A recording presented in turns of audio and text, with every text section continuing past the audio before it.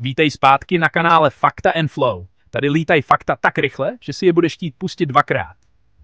Dneska ti naservíruju 5 faktů, který ti možná rozbijou hlavu. Nebo minimálně změní úhel pohledu. Tak pojďme na to. Když jsi ve stresu, čas se vleče. Když se bavíš, letí jak raketa. Ale věděl jsi, že tvoje vnímání času se reálně mění podle srdečního tepu a množství informací, co mozek zpracovává? Jo, čas není absolutní, je to iluze. Einstein to věděl dávno. Banány obsahují draslík 40, přírodní izotop, co je trochu radioaktivní. Ne, neumřeš z banánové diety, ale jo, banán vyzařuje malé množství záření.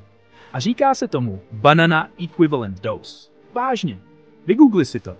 96% lidského těla je složeno z prvků, které vznikly v nitru hvězd. Každý atom uhlíku ve tvém těle byl kdysi součástí supernovy. Ty nejsi jen člověk, ty jsi chodící vesmír. A to je fakt.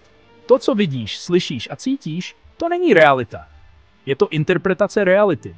Mozek překládá elektrické signály z těla a vytváří virtuální svět, ve kterém žiješ. Takže jo, každý z nás má trochu jinou realitu.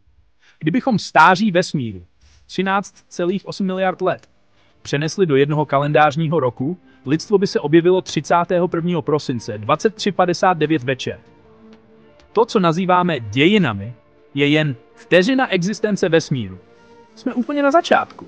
Tak co, který fakt tě nejvíc mindblown?